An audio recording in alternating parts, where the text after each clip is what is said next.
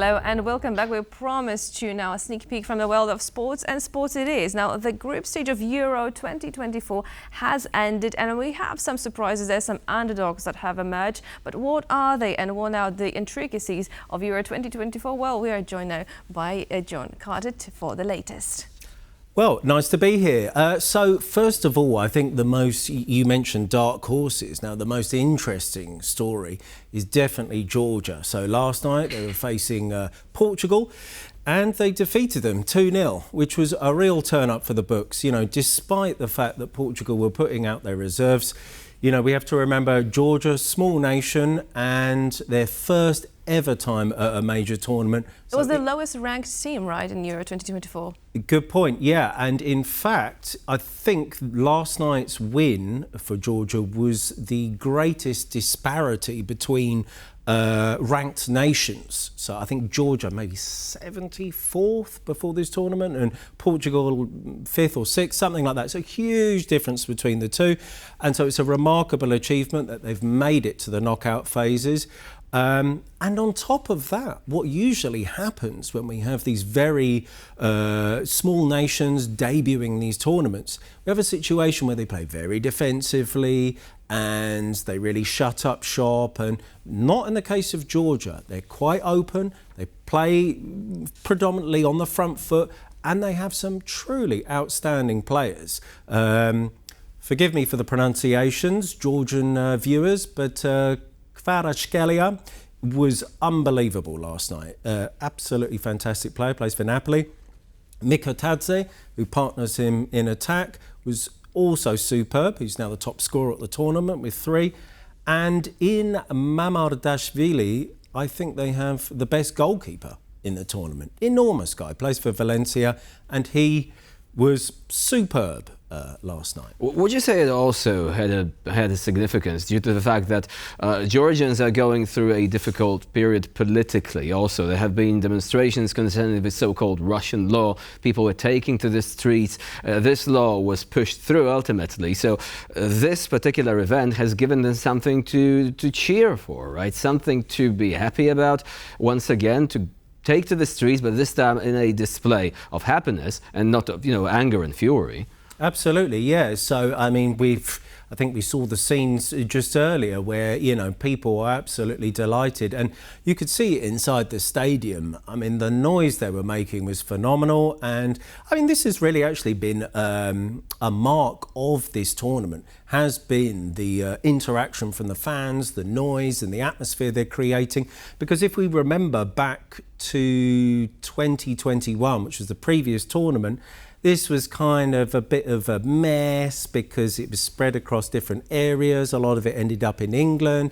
It was during COVID. So there wasn't this same atmosphere. And so it's been quite a while since we've just had Euros in one country and all the fans can gather around. And of course, I think it really helps as well for the fact that Germany is quite sort of central in Europe. So it just allows the fans to sort of access the country more easily and gather together and socialise, right? Exactly. And of course, there's a lot of sort of people from each of those countries, immigrants from many different European countries already live there. So they have enormous support as well. Now, I wonder, because they're coming back to know that this is what wins over the neutral ultimately. And I think I would subscribe to the quite popular notion that Georgia-Turkey was the best game of this tournament so far. And the reason was simply both teams went for it. And that's what people really want to see. It was like a sort of classic 2 heavyweight boxers slogging it out and, back and forth and back and forth. And, people love watching that, So Turkey, very interesting going forward. Lots of interesting, nimble attacking players. And, just quite nice on the eye. So they will be facing Austria in the knockout phases.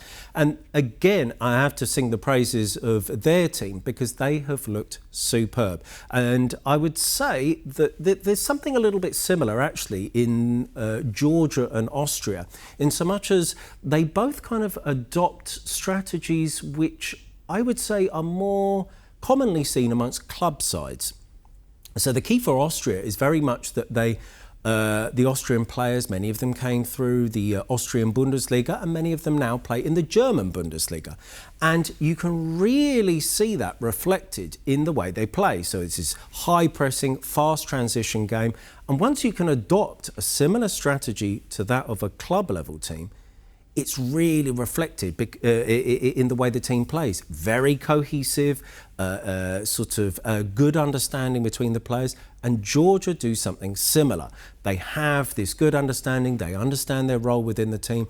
And when we compare that, for example, to the likes of England, they look like a bunch of strangers. Although clearly England have superior individuals, they are not a team. So what would you say is going to be the most exciting moment which we could be looking forward to now within the next few days? Right, well, interesting you say that because we've got 2 days off. But yeah, so we've got a couple of days off, call it a kind of palate cleanser before we enter the last 16. So if you're asking which particular knockout games I'm looking forward to, I think, yeah, Spain-Georgia has to be the most exciting. Georgia, the story of the tournament, and Spain just looking the best team at the tournament so far, won all 3 of their matches and looking excellent. So I would say they are the tie of the round, but I would also say I've got half an eye on Switzerland-Italy, which is quite an intriguing one as well. I think Italy slightly underperforming, and the Swiss are just such a stubborn, well-organised team. So I would fancy them to do something there. Other than that, I would say, yeah, Germany-Denmark, always interesting to see how the home side gets on. So, yeah, the first 2 matches actually will go ahead on Saturday. So we'll have Switzerland-Italy and Germany-Denmark. And I feel like, despite obviously Germany and Italy being the favourites, both ties, the teams are relatively evenly matched. Well, thank you so much, Jon, for this comprehensive now and help us understand really what was really happening and what to look forward to. Thank you so much. Thank you very much.